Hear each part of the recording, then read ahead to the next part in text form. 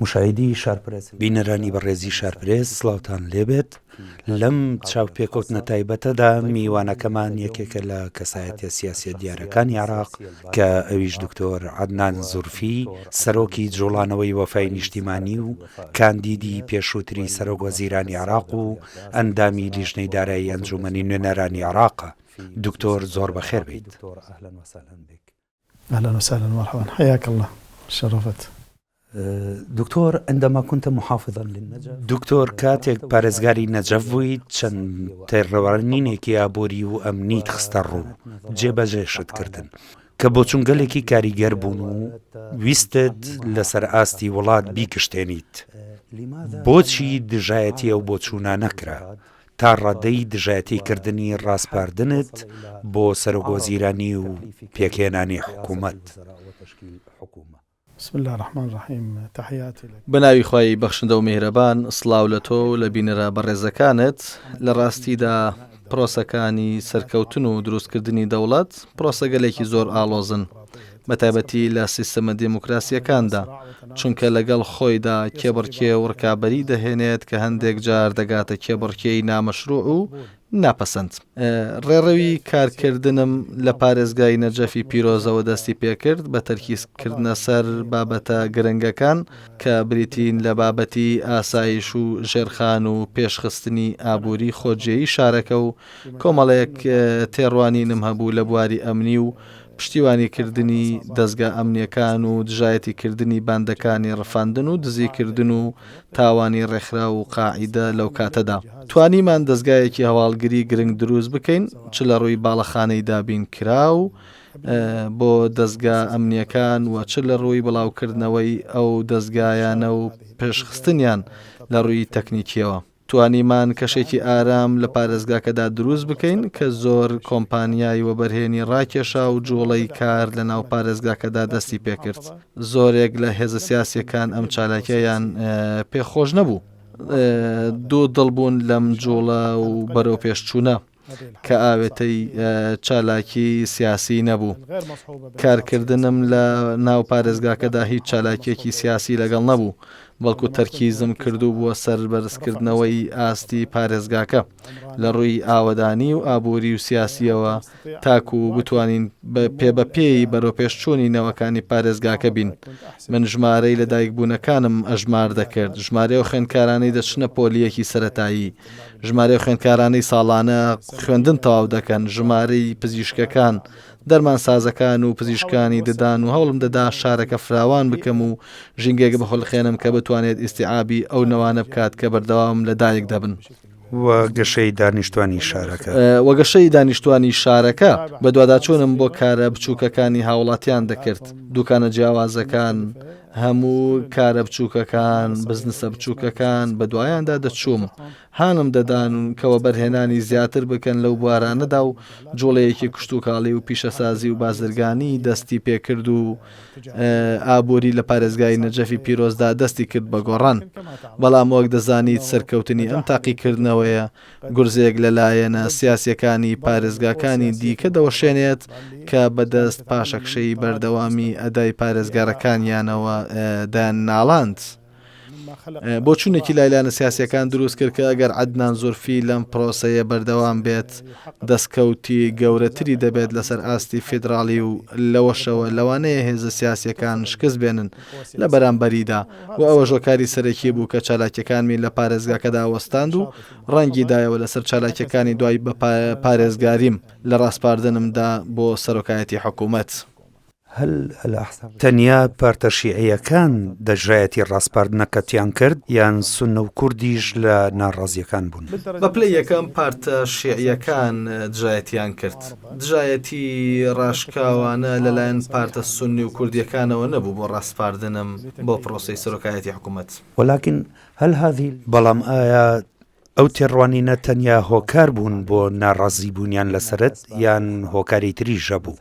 بۆ نمونە نزیکیت کە دەوترێت تۆ یەکێکیت لە نزیکەکان لە ئەمریکیەکانەوە و لە ئەنجامیشدا دەبێتە هۆی دوودڵی و دژایەتی لای ئێرانیەکان. ئایا ئەوە ڕۆڵی هەبوو لە دژایەتیان بۆت؟ بالتأكيد هو بەدڵنیاییەوە بریتە لە کۆمەڵێک شت. هەندێک کاندید بۆ سەرۆکایەتی حکوومەت دەبێت پەیوەندیەکی ناوخۆیی بەهێزی هەبێت و پەیوەندی دەرەکی هەبێت کە یارمەتی بدات تاوەکو عێراق بباتە گۆڕەپانی نێودەوڵەتی و ئیقلیمی بە جۆرێک خزمەتی بەرژەوەندیەکانی عێراق بکات و ئاسۆیەک بۆ عێراق بکاتەوە بۆ بەشداریکردن لە چالاکیە نێودەوڵەتیەکاندا لەسەر ئاستی ئابووری و ئەمنی و سیاسی. قەتیزبوونی کەسایەتی سەرۆکوەزیران لە چالاکی ناوخۆییدا عێراق لە چەندین دەرفەتی گەورەی بێبەش دەکات.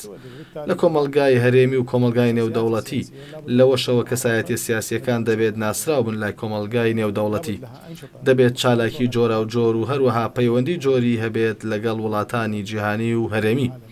چونکە عێراق وڵاتێکی دابڕاو نییە نە لە واقعی سیاسی هەرێمی و نە لە واقعی سیاسی نێودەوڵەتی و دەبێت لە هەردوو مەیدانەکەدا چالاک بێت لە کۆمکاری وڵاتانی عەرەبی، لە کۆمکاری وڵاتانی ئیسلامی، لە نەتەوە یەکگرتووەکان، لە هەموو ڕێکخراوە نێودەوڵەتیەکان. ئەمە هێزێک دەداتە سەرۆک وەزیران کە قەبارەی وەبەرهێنانی دەرەکی لە عێراق زیاتر بکات لە ڕێی ئەو پەیوەندیانەوە. پەیوەندی لەگەڵ وڵایەتە یەکگرتووەکانی ئەمریکادا ئەمریکا سەرپەرشتی پرۆسەی گۆڕانکاری کرد لە عێراق و سەرپەرشتی پرۆسەی دروستکردنی دیموکراسی و نەهجی دیموکراسی کرد لە عێراقدا. بۆیە پێویستە حکوومەت و سیاسی عێراقیەکان پەیوەندیەکی ڕوون و بەهێزیان هەبێت لەگەڵ ویلایەتە یەکگرتووەکانی ئەمریکادا تاوەکو بتوانن زۆرترین دەستکەوتی سیاسیان دەست بکەوێت بۆ نیشتیمان و کۆمەلگا. ئایا ئەم تێڕوانینەی تۆ کاریگەری هەبوو لەسەرەوەی دژایەتی بکریت بۆ سەرۆکایەتی وەزیران بە تایبەتی لەلایەن ئێرانیەکانەوە؟ بەڵێ ئەمە بەشێکی گرنگ بوو. ئێرانیەکان ئەو ترسیان ئاشکرا کرد کە تێڕوانینی عەدنان زولفی ڕۆژ ئاوایانەیە و ڕۆژهەڵاتیانە نییە. ئایا ئەمە جەخت لەو دەستوەردانە گەورەی هێزە دەرەکیەکان ناکاتەوە لە سیاسەتی ناوخۆی عێراقدا و ئەوەی کە عێراق سەربەخۆنیە لە بڕیارەکانیدا تەنانەت ئەوەی پەیوەندی بە دیاریکردن یان ڕاستپاردنی سەرۆک وەزیرانەوە هەیە؟ بەدڵنیاییەوە ئەم دەزوەردانانە و ئەم هەژمونەی وڵاتانی هەرێمایەتی و ئیقلیمی لە کاروباری سیاسی عێراقدا بوونەتە شتێکی ئاشکرا. ناشاردرێنەوە کە بەڕێزقائانی بێت بۆ عێراق و قسە لەگەڵ برایانی شیعە بکات و بەوەش پەشیمانیان بکاتەوە لە قبولکردنی کاندیدکردنم بە سەرۆکایەتی وەزیران. بێگومان ئەمە هەژمونە و ئەم هەژمونەش چیتر نهێنی نییە و بۆتە ئاشکرا. ئەوان لە گردبوونەوە سیاسیەکاندا باسی مەژمونە دەکەن، چ لە بەغداد، چ لە هەرێم، چ لە هەموو شوێنەکان. ئێرانیەکان دەزوەر دەدەنەوێ ناکردنی شێوەی حکوومەت، چ حکوومەتە خۆجێیەکان، چ حکوومەتی فیدراالی و بەدڵنیاییەوە ئەمە ڕنگدانەوەی لەسەر شێوەی ڕاستپاردنە هەبوو کە منی پێڕاستپێردرام. تۆ تاکە سیاسی بوویت، تاکە سیاسی عراقی بوویت، بەشداری ئاهەنگی سەرۆکایەتی دۆناڵد ترەمپت کرد. ئایا ئەمە دژیەوە نییە کە دەوترێت نابێت سیاسیەکان وەک تاک و کەسایەتی مامەڵە لەگەڵ وڵاتاندا بکەن، چ ئیقلیمی یان بیانی؟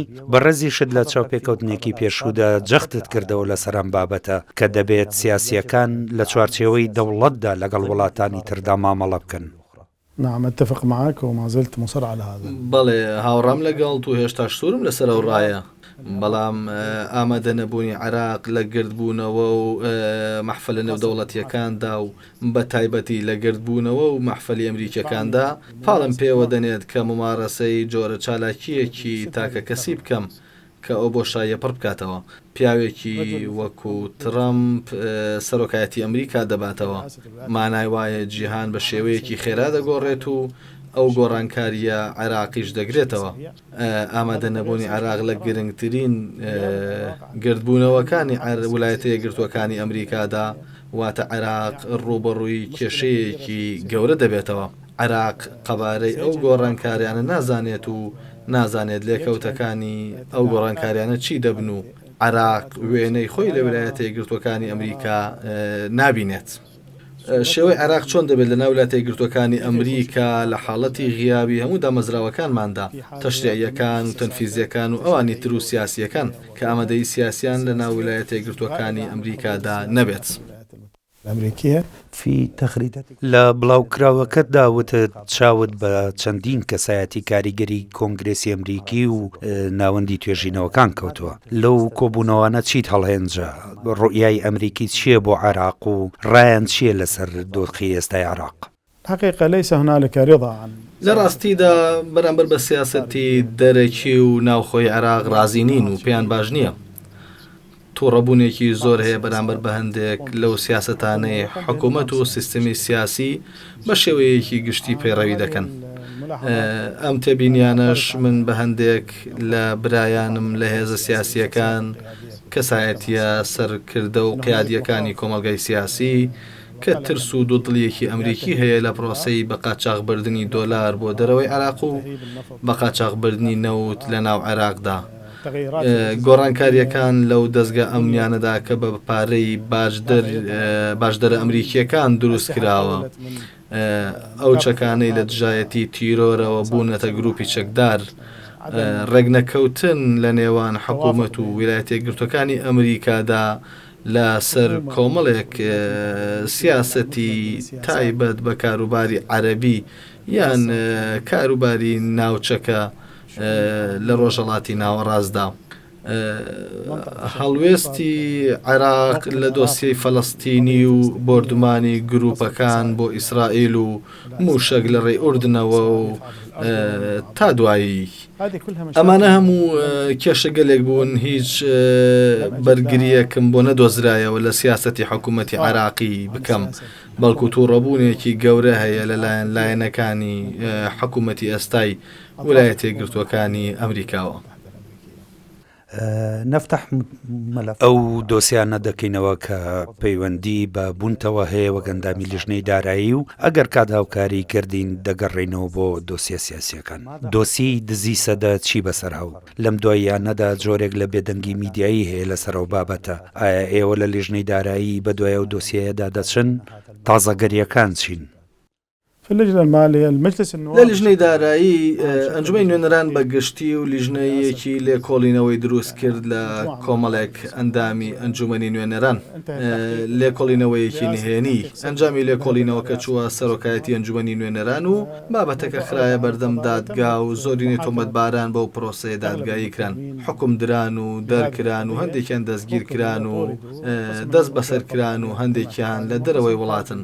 بەڵام ڕێوشوێنەکان لە ئاستی قەبارەی دزیەکە و لە ئاستی ئەو کارانەدا نەبوو کە ئەو لایەنانە پێی هەستان. فشارێکی سیاسی هەیە لەسەر دادگاکان، فشارێکی سیاسی هەیە لەسەر ئەنجومەنی نوێنەرانیش، فشار هەیە لەسەر لە هەندێک لە لایەنەکان لە کۆمەڵگای سیاسیدا بە شێوەیەکی گەورە بێدەنگی بەرامبەر ئەم تاوانانە دروست کردووە. ئەوەش خۆیەکی سیستەمی سیاسی دەمێکە بەکاری دەهێنێت کە زۆری نەی تاوانە گەورەکاندا دەپۆشتێن و دەنگدانەوەیەکی کۆمەڵایەتی نابێت تاوەکو مێزەکە بەسەر سیستەمی سیاسیدا هەڵ نەگەڕێتەوە. ئەگەرنا دزیەکی وەکو دزی سەدا دەبێت دۆکۆمنت بکرێت و کوڕەکانمانی لەسەر ڕۆشنبیر بکرێن و کچەکانمانی لەسەر ڕۆشنبیر بکرێن تاوەکو بێتە پندێک بۆ ئەو خەڵکانەی دەربارەی دزینی پارەی دەوڵەت. ئەگەر هەیە هەموو پارە دزراوەکان بگەڕێنرێنەوە؟ لا أعتقد سيكون هناك. پێم وانە هەموو پارە دزراوەکان بگەڕێنرێنەوە. لە لێبوردنەکەدا هەڵەیەک هەبوو، لە یاسای لێبوردنەکەدا هەڵەیەک هەبوو کە بریتی بوو لە بابەتی پاکتاو.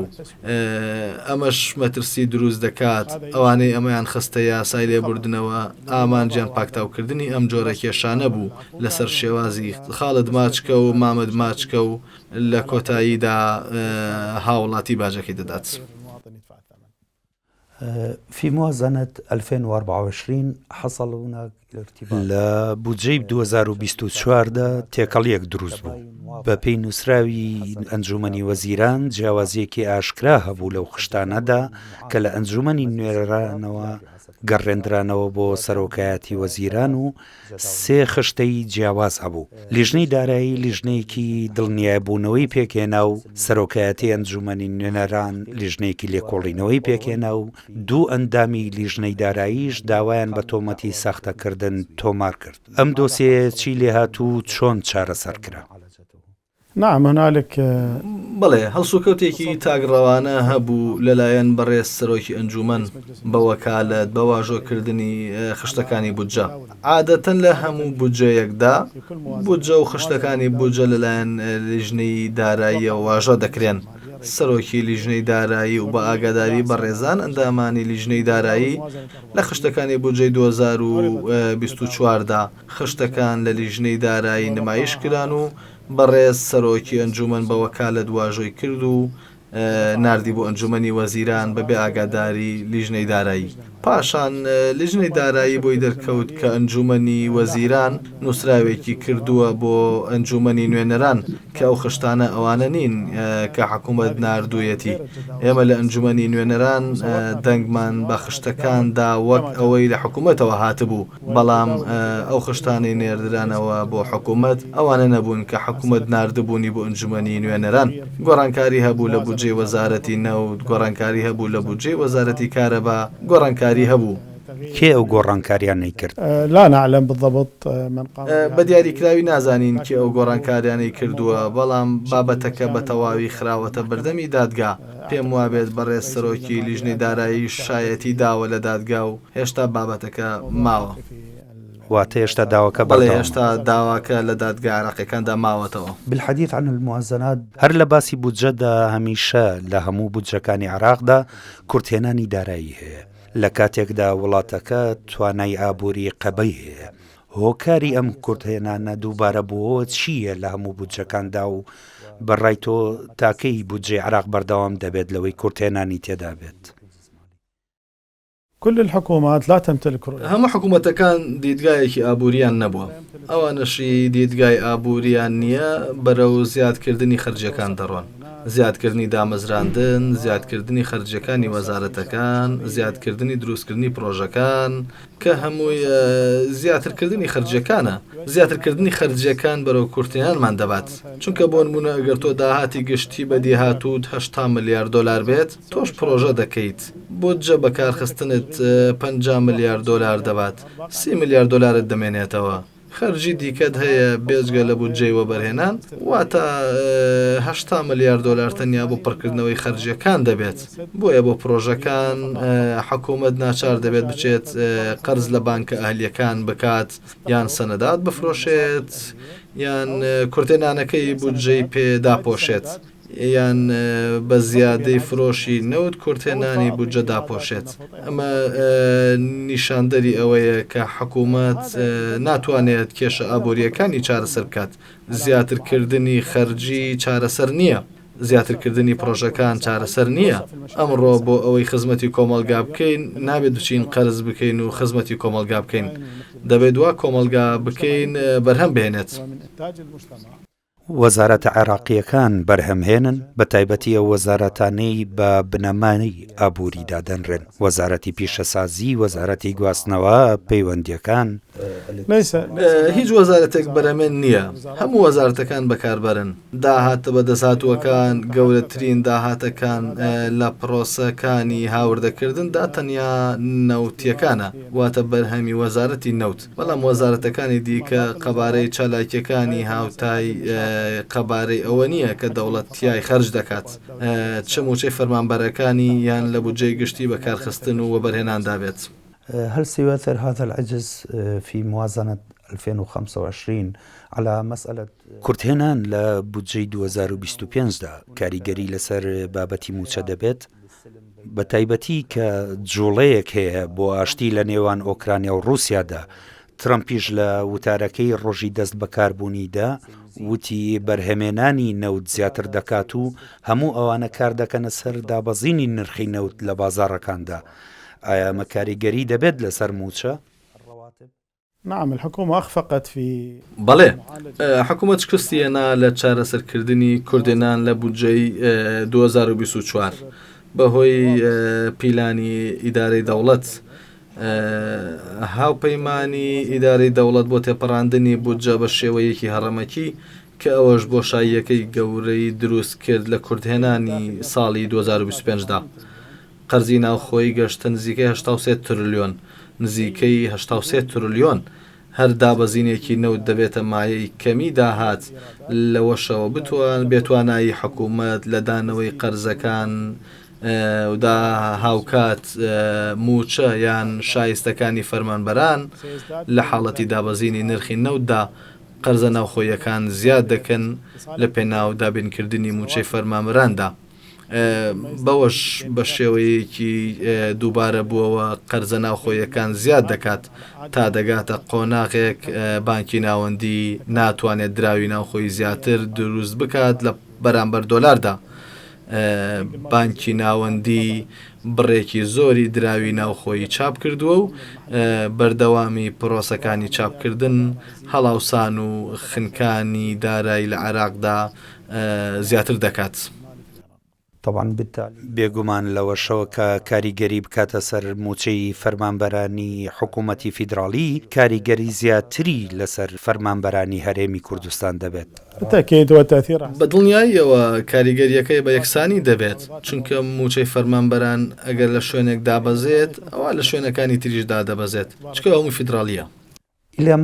تاکەی عێراق دەوڵەتێکی ڕێعی دەبێت و تەنیا پشت بەنەوت دەبەستێت و تێڕوانین و سیستەمە ئابوووریەکەی ڕوون نابێت و یاری دەکات لە نێوان سیستمی سۆشیالیستی کە ڕژێمی پێشوو بەکاری دەهێنا و سیستمی سەرمایەداری کە لە دوای ڕووخانەوە حکوومەتە عێراقیە دوابەیەکەکان هەوڵ دەدەن جێبەجێ بکەن.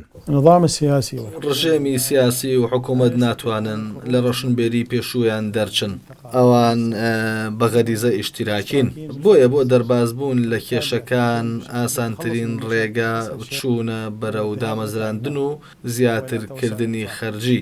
حکوومەتی بەهێز یان ئەو حکوومەتی بیر لە چۆنێتی تێپەڕاندنی قەیرانە ئابوووریەکان دەکاتەوە لە ڕێی فراوانکردنەوە، لە ڕێی چالاکیەکانەوە، چالاکی کەرتی تایبەت، لە ڕێی ئاسانکردنی پرۆسەی چالاکی ئابووری خۆجێی، نەک لە ڕێی قەبەڵکردنی دامەزراوەکانی دەوڵەتەوە. ئێمە ڕۆژانە دامەزراوەکانی دەوڵەت قەبە دەکەین، ڕۆژانە دەستەیەک دروست دەکەین بریکار و بەڕێوەبەری گشتی واتە زیادکردنی خەرجی بۆ دامەزراوەکانی دەوڵەت. ئایا هەمووم دامەزراندن و زیاترکردنەی دامەزراوەکانی دەوڵەت هەمووی یان لانی کەم زۆرینەی مۆجامەلەی سیاسی نییە دەستەیەک دروست دەکات تاوەکو لایەنێکی سیاسی پێڕازی بکات، هاوڵاتیاندا دەمەزرێت تاوەکو دەنگیان بەدەست بێنێت. بەڵێ بەشێکی ئەوەیە، بەشێکیشی ئەوەیە کە عەقڵە سیاسیەکە ئەمەیە بەرەمێن نییە، هەوڵ دەدات کێشەکان بە کێشەی نوێ چارەسەر بکات. ئەو کێشە نوێیانش دەرناکەون تاوەکو ساڵێکی دارایی نوێ، بۆیە دروستکەری سیاسەتی دارایی هەست بە مەترسیەکانی ئەم سیاسەتە داراییە ئێستایی و داهاتوویە ناکات. بالنسبة للمشاكل المالية بين حكومة الإقليم سەبارەت بە کێشە داراییەکانی نێوان حکوومەتی هەرێم و حکوومەتی فیدراڵی جیاوازیەک هەیە لە بۆچوونەکاندا. حکوومەتی هەرێم دەڵێت تەواوی پابەندیەکانمان جێبەجێ کردووە و بابەتەکە سیاسیە و حکوومەتی فیدراڵی دەیەوێت سزای هەرێمی کوردستان بدات. حکوومەتی فیدراڵیش دەڵێت کێشەکان هونەری و دارایین و حکوومەتی هەرێم هەڵنەساوە بە پاپەندیەکانی. کام لەم دوو بووچوونە ڕاستە، یانەوە تا بەڕاستی کێشەی هونەری و دارایی هەیە بەڵام دەستوەردانی سیاسی ئەو کێشەی گەورەتر کردووە لە بری ئەوەی چارەسەری بکات. أنا أعتقد الموضوع هو ليس سياسيا. پێم وانییە بابەتەکە سیاسی تەواو بێت. ئاراستەیەک نییە لای حکوومەت و لای ئەنجومەنی نوێنەران بۆ بیرکردنەوە لە سزادانی هەرێمی کوردستان یان خەڵکی هەرێمی کوردستان. ئەم بیرکردنەوەی هەر لە بنەماوە باز نەکراوە. ئەوەی باسی دەکات کەسێکی قین لە دڵە. هەرێم هەر گەلی عێراق و لە ماف و ئەرکدا یەکسانە لەگەڵ پارێزگاکانی دیکەدا. ئەوەی هەیەتی و ئەوەی لەسەرەتی چۆن کێشە لە پارێزگاکان هەیە، کێشە لە هەرێمی کوردستانیش هەیە. چۆن پرۆسەی خەرجکردنی ناڕێک لە پارێزگاکان هەیە، پرۆسەی خەرجکردنی ناڕێکیش لە هەرێمی کوردستان هەیە. چۆن کێشە لە دەواازە سنووریەکان هەیە لە پارێزگاکانی فڕاتی ناوەڕاست و ناوچەکانی ڕۆژاوە، ئاواش کێشە لە دەواازە سنووریەکان هەیە لە هەرێمی کوردستان. کێشەکان لە هەموو عێراقدا هاوشێوەن، بەڵام بیرۆکەی سزادانی هەرێم یان سزادانی خەڵکی هەرێم بەڕەهایی بوونی نییە، نە لە ئەجەندای ڕژێمی سیاسی نە لە ئەنجومەنی نوێنەران. کەواتە کێشە سەرەکیەکە لە تێگەشتێک هەیە، یان نەبوونی هەماهەنگیەکی باڵا لە نێوان وەزارەتی دارایی فیدراڵی و وەزارەتی دارایی هەرێمی کوردستان بە پێی سەرکردنەکانم و بەدواداچوونەکانم بۆ ئەو خشتانەی وەزارەتی دارایی هێنای بۆ لیژنەی دارایی. ئەو کاتەی میوانداری هەموو تیمی وەزارەتی داراییمان کرد بۆ بینی ئەو خشتانەی لە هەرێمەوە نێردراون و ئەو خەرجانەی وەزارەتی دارایی داوێتی بە حکوومەتی هەرێم. ئەوەی هەیە ڕادەستنەکردنی هەرێمە بۆ هەندێک داهات باج و ڕسومات، هەروەها کوردێنان هەیە لە هەندێک بەندی بودجەدا لە لای هەرێم کە لە ڕێی داهاتی هەرێمەوە پڕکراوەتەوە. واتە هەرێم ڕاستەوخۆ لە داهاتی ناوخۆیەوە گواستنەوەی کردووە دوای کوردێنانی دارایی لە هەندێک بەشدا بە شێوەیەکی ڕاستەوخۆ هەڵسوکەوتی کردووە لە پێدانی ئەو شایستە داراییانەدا بۆ تەمویلکردنی کوردێنان لە هەندێک مادەی بودجەدا لە هەرێم. هەروەها وەزارەتی دارایی هەندێک پارەی لە بودجەی هەرێم بڕیوە بۆ بڕینی خاننشینی فەرمانبەرانی هەرێمی کوردستان. هەڵ قامت وەزارەتی دارایی قەرەبووی ئەو گواستنەوەی کرد کە هەرێم کردبووی. صارت عملية تسوية بين الإيرادات.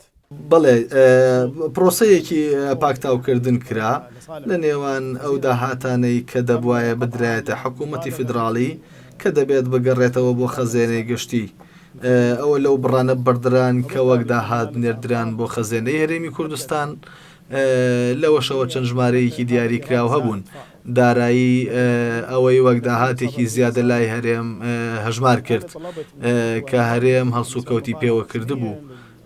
من داوام لە ئەندامە بەڕێزەکانی هەرێم کرد کە بەدواداچوونێکی فەرمی بکەن بە وەزارەتی دارایی، تایدا ئەو مادانە بخەنە ڕوو کە لە بودجەی هەرێمی کوردستاندا کوردێنانی دروست کردووە.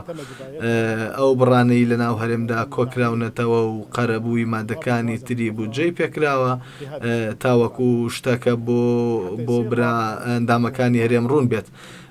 ئەو ڕێوشنانەمان کرد و وەزارەتی دارایی بە فەرمی ئاشکرای کرد کە بەشێک لە وەرگانەی وەزارەتی دارایی هەرێم هەیە دەڵێت ڕادست نەکراوە دەرکەوت ئەو لە بڕینەکانی خاننشینین کە بەردراون، چونکە هەرێم پێشتر ئەو بڕانی لە بودجەی بۆ فەرمانبەرانی هەرێم نەدەبڕی، بەڵام ئێستا وەزارەتی دارایی دەستی کردووە بە بڕێنی.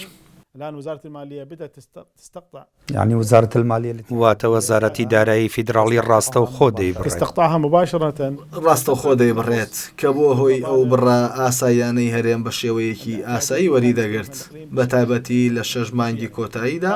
بۆیە لەو جیاوازیە لە بودجەدا دەرکەوت. تێگەیشتن لەم بابەتە لێکدانەوەی تێکەوت، هەمووی لێکدانەوەی دەکرد. ئەم دەیوت هۆکارەکەی سیاسیە، ئەو دەیوت حکوومەتی بەغدا نایەوێت، هەرێم شتێکی دەوت بەو شێوەیە تێکەڵێکی بەبەر هەموو ناواقیعی دەربارەی دروست بوو. ولكن بالتالي بەڵام لە ئەنجامدا فەرمانبەرانی هەرێم باجەکەیاندا و موچەی مانگی 12 ساڵی 2024 وەرنەگرت.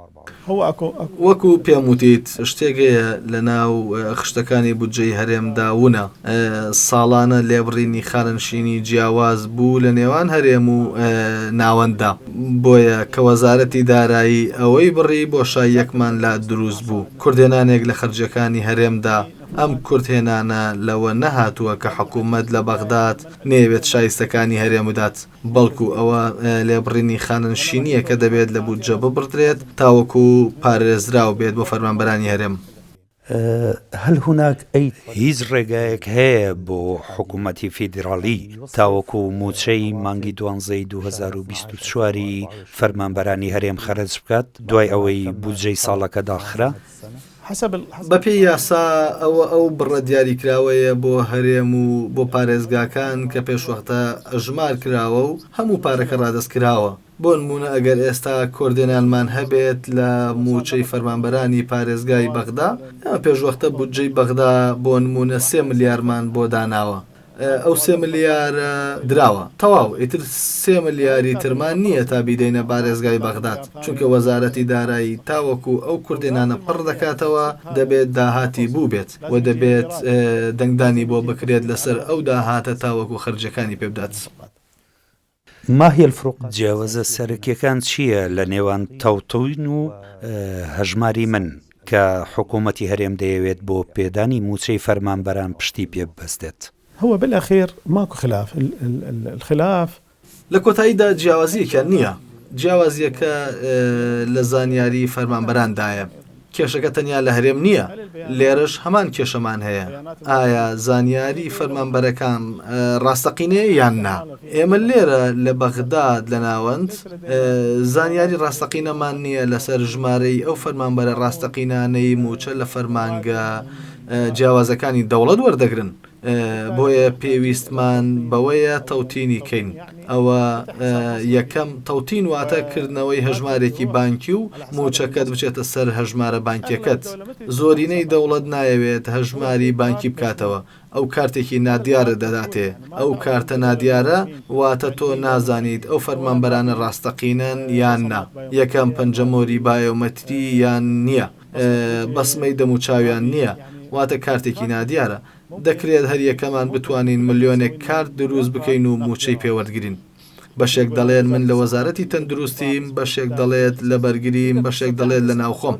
دەتوانێت بەو شێوەیە دزی لە دەوڵەت بکەیت.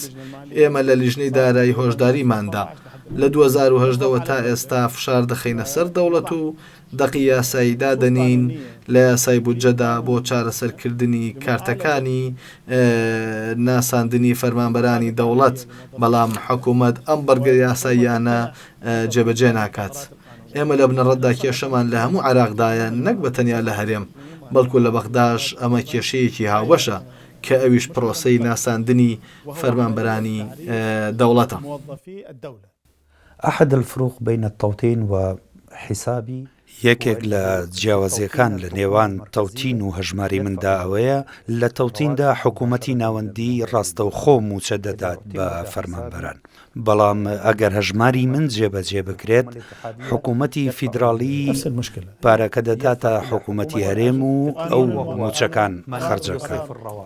بڕیاری دادگای فیدراڵی دەڵێت وەزارەتی دارایی دەست دەکات بە پێدانی موچە. بڕیاری دادگای فیدراڵی ئێستا ئەگەر حسابەکە هەژماری من بێت یان هەرچیەک، ئەو ڕێککەوتن دەکرێت لە نێوان حکوومەتی فدراڵ و وەزارەتی دارایی هەرێمدا.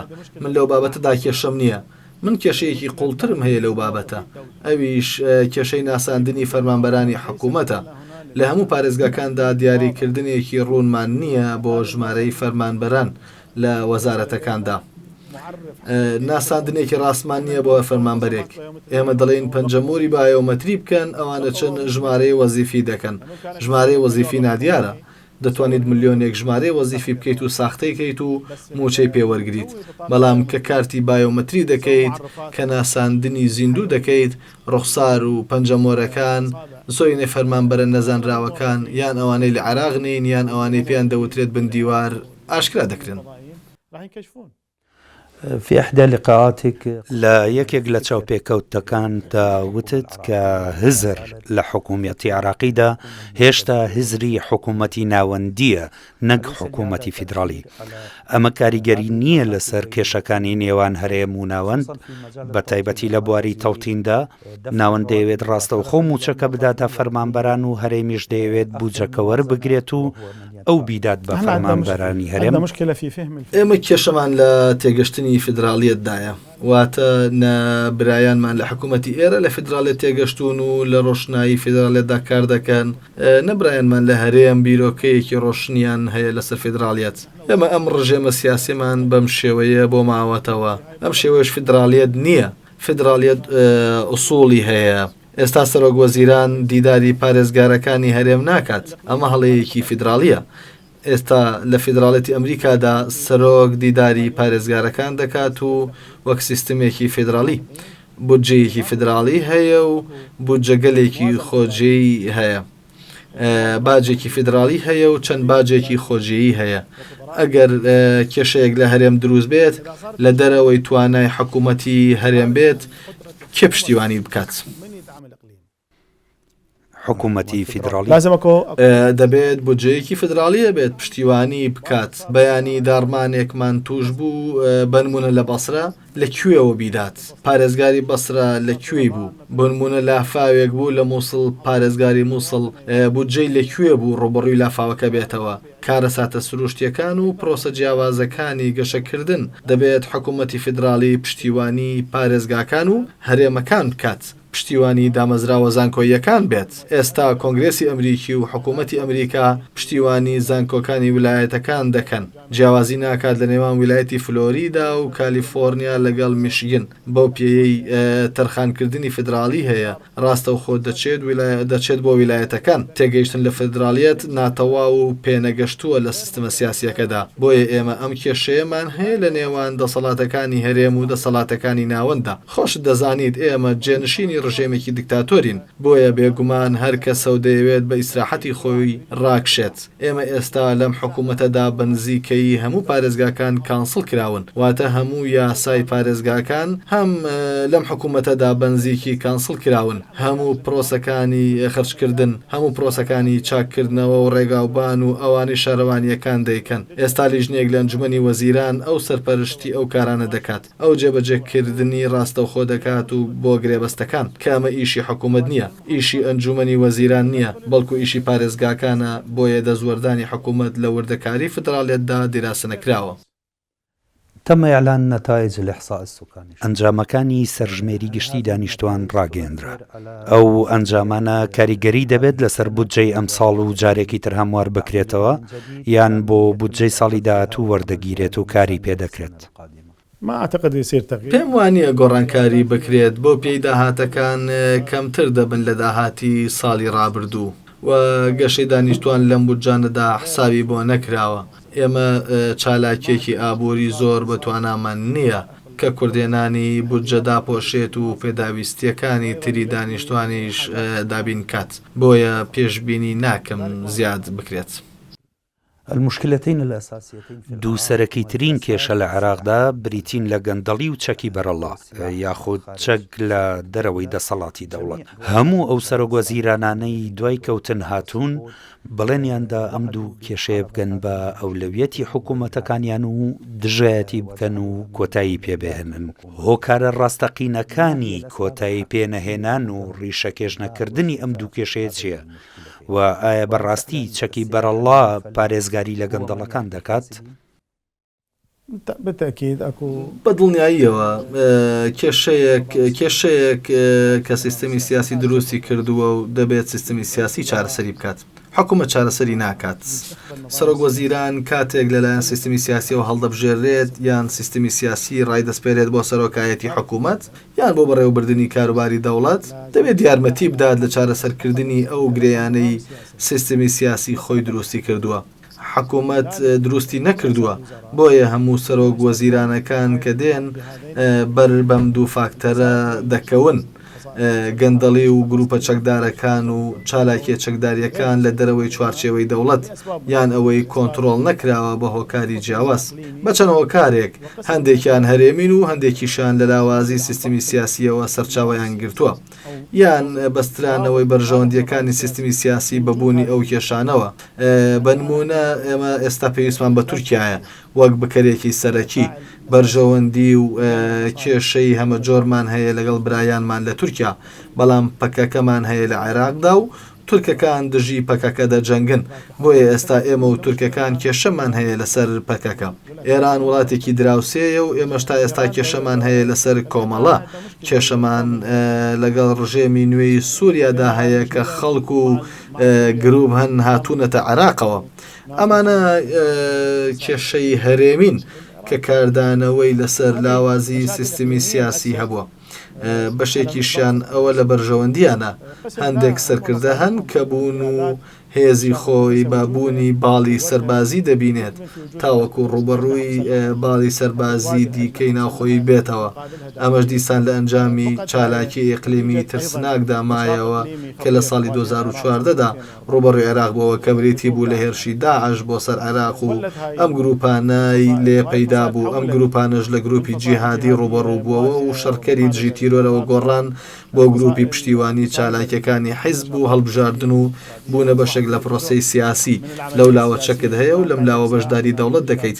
بۆیە ئەمانە کێشەگەلێکن دەبێت سیستەمی سیاسی خۆی بڕیاری لێ بدات، نەک سۆرەگ وەزیران بکات بە گژیدا و ئەوانیش هەریەکەیان پاڵی داوە بە گروپێکەوە 20,000 و 30,000 و 40,000 کەسی تێدایە. لەو ئەگەر عەدنان زوڵفی ببێتە سەرۆک وەزیران دەتوانێت ڕایان بگرێت؟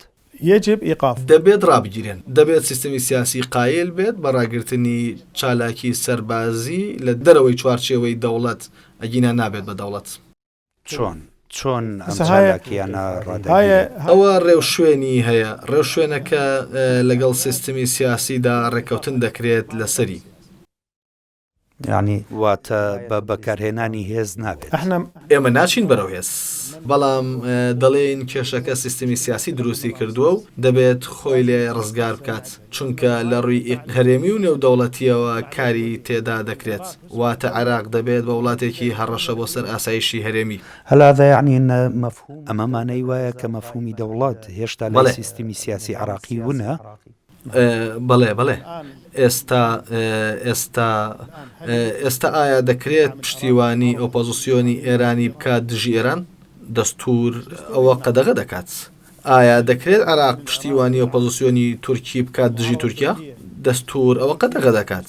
ئایا دەکرێت عێراق هەڕەشە لە وڵاتانی عەرەبی هەرێمایەتی بکات؟ بردومانی ئارامکۆ و بردومانی نازانم کێ دەکات؟ ئەمە ڕاستە؟ دەستور قبولێتی؟ دەستور قبولی نییە. بۆیە ئەگەر سیستەمی سیاسی چارەسەری ئەم کێشانە نەکات کە خۆی داهێناوە دەکەوێتە ئابلۆقەوە، یانەوە دەبێتە مای ئابلۆقە لەسەر عێراق و دابڕانی عێراق لە ڕووی هەرێمی و نێودەوڵەتیەوە. ئەی چی دەربارەیە و گروپانەی لە پۆستێکداوتت بیانین و لەسەر لیستی تیرۆرن و عێراق لە خۆی گرتوون، بۆچی عێراق دایانگرێتە خۆی؟ كل المنظمات هەموو ئەو ڕێکخراوانی پێم وتیت ڕێکخراوێکن لە لیستی تیرۆری نێودەوڵەتیدا. ئێمە چی لە بزوتنەوەی حەماس بکەین لە عێراقدا؟ چی لێ بکەین؟ ئێستا جیهان هەمووی کێشەیەتی. واتە بە هەمان شێوە لە چوارچێوەی مەفهومی نادەوڵەتدایە لە لای سیستەمی سیاسی. ئێمە بزوتنەوە گەلێک لە خۆ دەگرین لەسەر ئاستی جیهان بێزراون. بۆچی بزوتنەوە لە خۆ بگرین کە لەسەر ئاستی جیهان بێزراون؟ بۆچی بزوتنەوە لە خۆ بگرین کە لەسەر ئاستی هەرێمی بێزراون؟ ئێمە بەرژەوەندی گەورەمان هەیە لەگەڵ تورکیا، ئێمە بەرژەوەندی گەورەمان لەگەڵ عەرەبدا هەیە. ئێستا حەماس قەیرانێکی عەرەبی گەورەیە لە ڕۆژهەڵاتی ناوەڕاستدا، ئەبێ بە هەماهەنگی لەگەڵ وڵات عەرەبیەکاندا بۆچی هێناوتانەتە عێراق؟ ئەو هەموو کارەساتەی کردیان لە ناوچەکەدا من بێم بیان هێنمە عێراق، چیان لێ بکەم لە عێراق؟ عێراق چەندین هێزی ئەمنی و سەربازی هەیە، سوپا، حەشتی شەعبی، تەنانەت هێزی پێشمەرگەش، هێزی دژە تیرۆر، پاسەوانی سنوور، هەموو ئەم پێکاتە سەربازی و ئەمنیانەی هەیە کە ژمارەی ئەندامەکانی دەگاتە زیاتر لە 9 ملیۆن کەس. بەڵام بەراورد بە وڵاتانی تر کە ژمارەی سەربازەکانی ناگاتە نیوە یان چارەکی ئەو ژمارەیە، هێشتا عێراق لە ڕووی سەربازیەوە لاوازیەکی ڕێژەیی هەیە. دەبینین تورکیا ناوچەیەکی فراوانی هەرێمی کوردستانی لە سنووری باکوورەوە داگیر کردووە. دەبینین هێشتا مەترسی داعش بەردەوامە. بەڕێزت هەمیشە دەڵێیت پێویستمان بە ئەمریکایە وەک سێبەرێکی ئەمنی. ئەم لاوازیە ڕێژەیەی هێزی سەربازی عێراق لە چیەوەیە؟ خلق الاطمئنان الداخلي دروستکردنی دڵنیایی ناوخۆی زۆر گرنگە. ئەمڕۆ دەبینیت برا کوردەکان هەست دەکەن هێشتا دوو دڵن لە عەرەب. بێگومان دەڵێت با من هێزێکی سەربازی دروست بکەم، چونکە دەترسم ڕۆژێک عەرەب هێرش بکاتە سەرم. شیعە هێشتا دوو دڵن لە ڕۆڵی پێشووی سوننە لە حکومدا. ئەڵێت ئەگەر دۆخی ناوخۆییم بەهێز نەکەم لەوانەیە حکوم لە دەست بدەم. سوننە دەڵێت من لە پرۆسەی سیاسی وە دەرنراوم، بەو شێوەیە دروست نەکردنی دڵنیایی و ئارامی لای کۆمەڵگەی عراقی وای کردووە لە دەوری خۆی کۆ ببێتەوە و سیستەمی بەرگری تایبەت دروست بکات. واتە ئەم سیستەمە بەرگریانەی هەن سیستمی عراقی تەواو نین بەڵکو سیستمی تایفین. سیستمی عراقین منظومات عراقية سیستمی عراقین لەسەر بنەمای نەتەوەیی و بەرژەوەندی دروست بوون واتە نیشتیمانی نین واتە بڕیاریان یەک نییە یەک بڕیاری نیشتیمانیان نییە بەڵکو بڕیاریان هەمە جۆرە واتە هەر لایەنێک هەستەکات شەڕەکە دەدۆڕێنێت ئەو شەڕ چووەتە مێشکیەوە نەک ئاشتی ئەو ناچێتە هەموو پارێزگاکانەوە و بڕێکی زۆر دڵنیایی دروست بکات کە ئەو بیرۆکەیان لە یاد بەرێتەوە کە ئێمە هەر یەکەمان لەوی تر دەترسین بیری کورد بباتەوە. یعنی تقریبا واتە بە هەمان شێوە دەتوانیت بڵێیت نەبوونی مەفهومی دەوڵەت مو بس غياب مفهوم الدولة نەک هەر نەبوونی مەفهومی دەوڵەت کاریگەریەک هەیە لە دەرونی کۆمەلگای عراقیدا جێماوە کورد لە ئێستاوە تا 100 ساڵی تر ئەنفالی بیر ناچێتەوە کیمیاوی و ژن و منداڵ و پێت دەڵێت من هێشتا ئەو وێنەیە لە مێشکمدا ماوەتەوە دەترسم دووبارە حاکمێک بێتەوە و کیمیا بارانم کات شیعە پێت دەڵێت ئێمە ئێستا گۆڕی بە کۆمەڵ هەڵدەدەینەوە دەترسین گۆڕە بە کۆمەڵەکان بگەڕێنەوە ئەم ترسە لای پێگاتە کۆمەڵایەتیەکان دڵنیاییەکی بۆ دروست نەکراوە واتە پرۆسەی ئاوێتەکردنی کۆمەڵایەتی نەکراوە بۆ تێپەڕاندنی قۆناغێکی مەترسیدار کە نزیکەی 100 ساڵ عراقی پیا تێپەڕی پێویستمان بەو هۆشیاریە و پێویستمان بەو دڵنیاییە کۆمەڵایەتی هەیە ئەرکی حکوومەتی فیدراڵی ئەوەیە دڵنیایی لە نێوان پێگاتەکانی کۆمەلگای عراقدا دروست بکات کە تۆ لەسەر ئاستی دەستەیەکی بچوو لە دەستەکە دەریکەیت بنمونە مەسیحیە لەو شوێنە دەریکەیت بۆ نمونە ناهێنێت دەستەیەک ئەوە ناهێنێت لە بری دەستەیەک دوانی بەرێ با هەست بەبوونی بکات لە دەوڵەتدا بۆ نمونە کورد لە حکوومەتی فیدراڵی دابراون ئەوە لە نزیکەی 2014ەوە تا ئێستا بەشداریکردن لە حکوومەتی فیدراڵیدا کورد بۆتەوە بۆ چەند وەزیرێک و چەند بریکارێک لە کاتێکدا کورد لە 2003 تا 2013 بەشداری ڕاستەقی نەبوون لە حکوومەتی فیدراڵیدا بەو شێوەیە ئەم پرۆسەیەی دابڕاندنە بووە مایەی ڕاپرسی بۆ سەربەخۆیی هەرێم بووە مایەی کێشەی ناوخۆیی بووە مایەی داعش بووە مایەی چی و چی و چی بەو شێوەیە ئەرکمانە دڵنیایی دروست بکەین. في الشأن الحكومي حينما شكل هذه لا دوسي حكومي دا كاتغم حكومة نوێ دروستکرا وترا کە حکوومەتێکی شێوەکاتی دەبێت و هەڵبژاردننی پێشوەختە دەکرێت بۆچی هەڵبژاردن نەکرا نفس الأسباب الحكومة خالفت هەمان هۆکارەکانە حکوومەت لایدا لە سیستەمەکەی کە پێشکەشی ئەنجومەنی وەزیرانی کرد لە کارنامە حکوومیەکەی پێشکەشی ئەنجومەنی نوێنەرانی کرد لایدا وتیان لەم ساڵدا هەڵبژاردن دەکەین هەڵبژاردن نەکرا بۆیە ئەم حکوومەتە بە حکوومەتی کاربڕێکرد دادەنرێت نەک حکوومەتێکی تەواو وليست حكومة كاملة كان هناك قسەیەکی زۆریش هەبوو لە سەر گۆڕانکاری وزاری نەک تەنیا لەم حکوومەتەدا بەڵکو لە حکوومەتەکانی پێشتریشدا لەسەر بنەمای ئەدای وەزیرەکان ئەو گۆڕانکاریان نەبوو نەکران ئەوە درۆیە کە تەنیا لە ڕاگەیاندنەکاندا بە بازارکردنی بۆ دەکرێت عدم وجود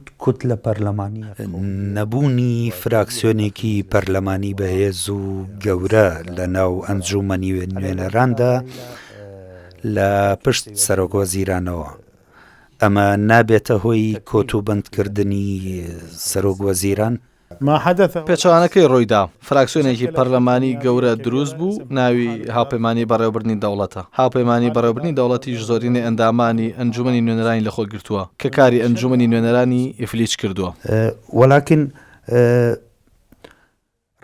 بەڵام سەرۆک وەزیران وەکو کەس فراکسیۆنێکی پەرلەمانی تایبەت بەخۆی نییە واتە وەک بەڕێزمالێکی نییە کاتێک سەرۆک وەزیران بوو فراکسیۆنێکی بەهێزیە بوو لە پەرلەمان سەرۆک وەزیران بۆ حاڵەتێکی دیاریکراو هات خنکانێکی سیاسی هێزگەلێکی سیاسی کاندیدێکی قوبوڵ کراویان نەبوو بۆیە بەڕێز سەرۆک وەزیرانیان قوبوڵ کرد سەرۆک وەزیران ئەرکەکانی دیاریکراون ئەرکی ئەوە نیە ڕوبڕووی هێزە سیاسیەکان بێتەوە یان ڕکابەری هێزە سیاسیەکان بکات بەڵکو بەڕێوەبردن و بەڕێکردنی دەوڵەت بەو شێوەیە کە ڕێی پێ ئەدات وەک دەوڵەت بجوڵێت. تتحرك كدولة. إذا أصبحت ئەگەر ببوویتایەتە سەرۆک وەزیران دەتوانی تێڕوانینەکانت کە بێگومان دەتخستە کارنامەی حکوومەتەوە جێبەجێ بکەیت؟ بێگومان من نابینم سەرۆک وەزیران نابینم کەسێک هەبێت بتوانێت سەرۆک وەزیران ڕابگرێت لە جێبەجێکردنی تێڕوانینەکانی ئەگەر ئەو تێڕوانینانە بەرژەوەندی دەوڵەت تەنانەت لەگەڵ نەبوونی فراکسیۆنێکی پەرلەمانی بەڵێ سەرۆک وەزیران دەسەڵاتی گەورەی هەیە کە بریتێ لە بەڕێوەبردننی هەمولانە جێبەجێکارەکان و وێناکردنی سیاسەتی گشتی وڵات و بەڕێوەبردننی ئەو سیاسەتە گشتی وڵات لە سەرۆک وەزیران قەدەغە نییە سیاسەتی دارایی جێبەجێ بکات یان سیاسەتێکی دارایی جیاواز دروست کەواتە بۆچی سەرۆک وەزیرانەکانی پێشتر جێبەجێیان نەکردووە و هەر سەرۆک وەزیرانێک کە دێت دەڵێ دەمە کەڵەکە بووی حکوومەتەکانی پێشترە چونکە تێگەشتن نییە لە دەوڵەت بێگومان هەر سیستەمێک هەر حکوومەتێک کەڵەکەبوون لە کارەکانی دابەجێ دەهێڵێت بۆ حکوومەتەکانی داهاتوو ئەوان بە زمانێک قسە دەکەن وەک ئەوەی ئەوانی تر خەڵکی وڵات نەبن وەک ئەوەی ئەوان لە دەرەوەی وڵات هاتن و وڵاتیان وێران کرد و ڕۆشتن تۆ ئەمڕۆ پرۆژەیەک دەکەیت بنمونە دروستکردنی خوێندنگایە یان ڕێگایەک بە 4 ساڵ تاو نابێت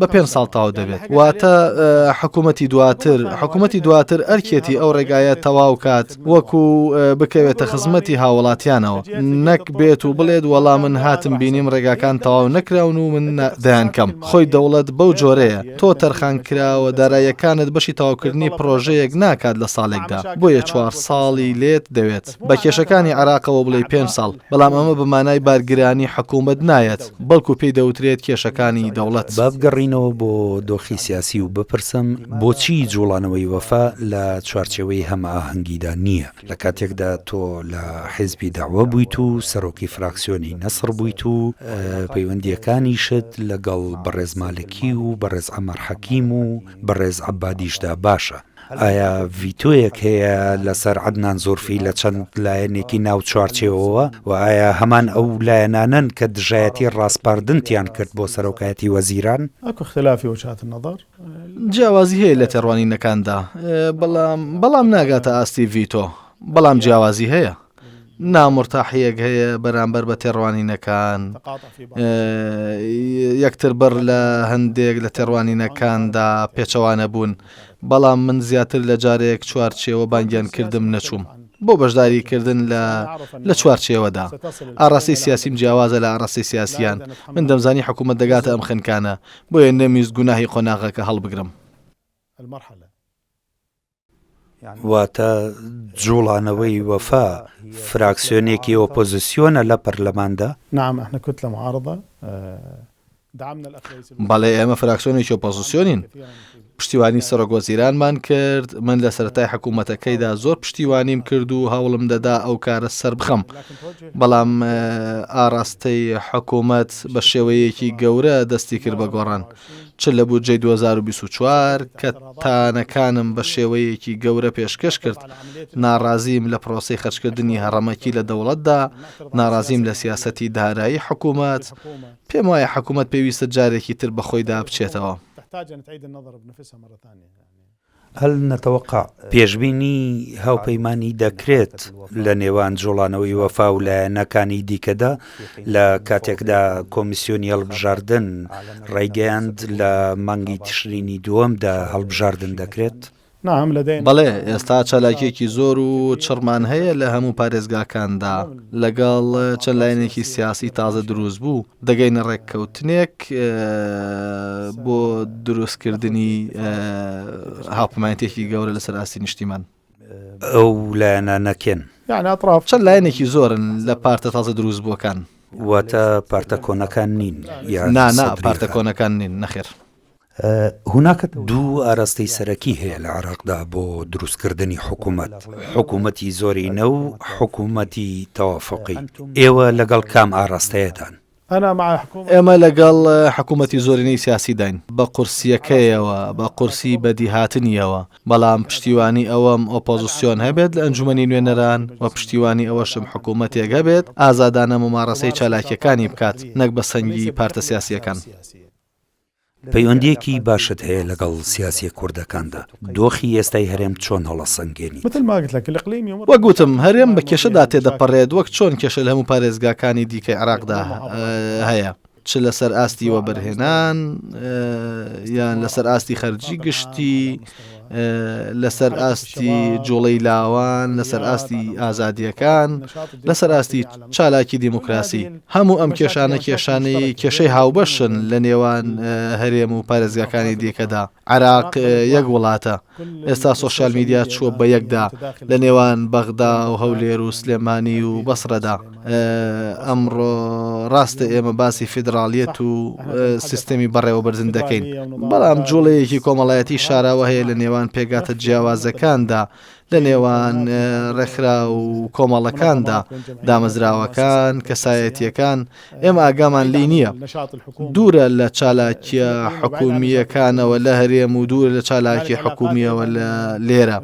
هەروەها پەیوەندی هەیە لە زانکۆکان و خوێندنگاکاندا جیاوازە، واتە تێڕوانینی ڕق و قین لە کۆی کۆمەلگادا لە ڕەوینەوەدایە. چالاکیەکی گەشتیاری گەورە هەیە لە پارێزگاکانی فڕاتی ناوەڕاست و باشوورەوە بۆ پارێزگاکانی هەرێم کە ساڵانە 2 ملیۆن گەشتیار تێدەپەڕێنێت.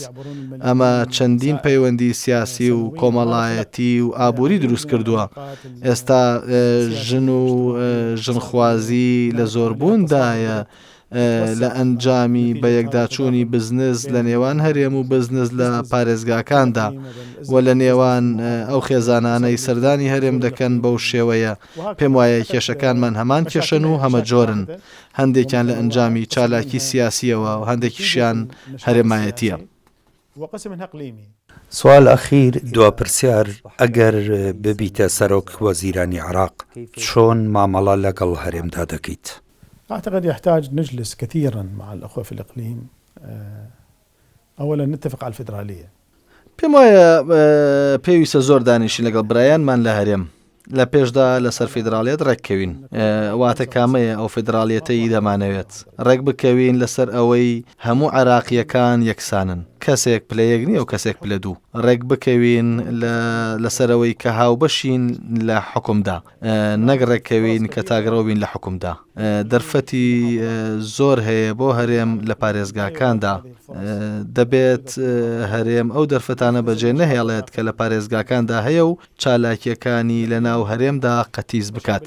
هەرێم و گەلی هەرێم گەلی عێراقی ڕەسەنن، پێگاتەیەکی سەرەکین لە پێگاتەکانی گەلی عێراق. ڕەنگ و مێژووی هەیە لە وڵاتەدا و دەبێت بەو چاوە گەورەیە سیر بکرێن. ئەوەی لە ڕێگەیاندنی قین لە دڵ دەوروژێنرێت ئەو باوبوژە میدیایانە ڕاستیەکی واقعی نییە. هیچ ڕقێک نییە لە نێوان کورد و عەرەبدا. من هەستم بەو ڕقە نەکردووە، نە لە ئەنجومەنی نوێنەران، نە لە حکوومەت، نە لە چالاکی سیاسی گشتیدا. ئێمە بەردەوام وەکو سیاسی لەگەڵ یەکدا دەنیشین. حەز ناکەین ڕقەبەرایەتیەکی ڕاستەقینە هەیە، لەوانەیە هەندێک جار بۆ بانگەشەی هەڵبژاردن بێت. هەندێک لە هەرزەکارەکان لە چالاکی سیاسیدا هەوڵ دەدەن ڕای گشتی هان بدەن یان هەوڵ دەدەن خۆیان بۆ کۆمەلگا دەربخن. پێم وایە دانیشتنی سەرکردە عێراقیەکان و سەرکردەکانی هەرێم گرنگە. نەبوونی سەرکردەکانی هەرێم لە بەغداد دابڕان دروست دەکات بۆ چالاکی ڕاستەقینەی هەرێم لە بەغداد. بوونی سەرکردایەتی سیاسی کورد لە بەغداد حەیەویەک دەداتە، زیندویەتیەک دەداتە چالاکی سیاسی عێراقی. دوانەیی چالاکی سیاسی دەبێت لە ناو حکوومەتی عێراقدا یەک بگرێت. ئێستا نەک دوانەیی، بەڵکو دوانەیی و سیانەیی و چوارەیی و پێنجەیی حکم هەیە. ئێستا کێشەی ئاڵۆزمان هەیە لە نێوان سەرۆک کۆمار و سەرۆک وەزیراندا. دەبێت ئەمە چارەسەر بکرێت لە نێوان سەرۆک وەزیران و سەرۆکی حکوومەتی هەرێم، لە نێوان سەرۆک وەزیران و سەرۆک وەزیرانی هەرێم. زۆر لە دەسەڵاتەکان و دەزوەردان و تادوایی خۆی لە دەرەنجامدا دەبێت بچێتە خزمەتی بەرژەوەندی گشتیەوە و نابێت ببێتە بربەست بۆ پەیوەندی و دروستکردنی پرت لە نێوان حکوومەتی فیدراڵی و هەرێمدا و هەروەها لە نێوان حکوومەتی فیدراڵی و پارێزگاکاندا. ئێمە لە پارێزگاکان کێشەگەلێکمان هەیە زیاترن لەو کێشانەی لە هەرێم هەن. کێشەمان لەگەڵ وەزارەتی دارایی هەیە، کێشەی تەمویل، کێشەی تر، بەڵام کەس بازارگێڕی بۆ ئەم کێشانە ناکات و ئەوەی دەرکردن وەلا نابێت لەلایەن بەغداوە بنمونە پارێزگای بەسرە. بەڵام لەگەڵ هەرێمدا دەیکەن. لەگەڵ هەرێمدا بەو هۆیانەوە ڕوودەدات کە پێم وتیت لاوازی پەیوەندی سیاسی لە نێوان پێگاتەکاندا. دکتۆر عەدنان زولفی سەرۆکی جوڵانەوەی وەفا، زۆر سوپاس بۆ کاتەکە. بەخێر بێن سەرچاوەکانم. مشاهدي شار بینەرانی شارپرێس، سوپاس بۆ ئێوەش و بەنیازی دیدار لە بۆنەکانی داهاتوودا.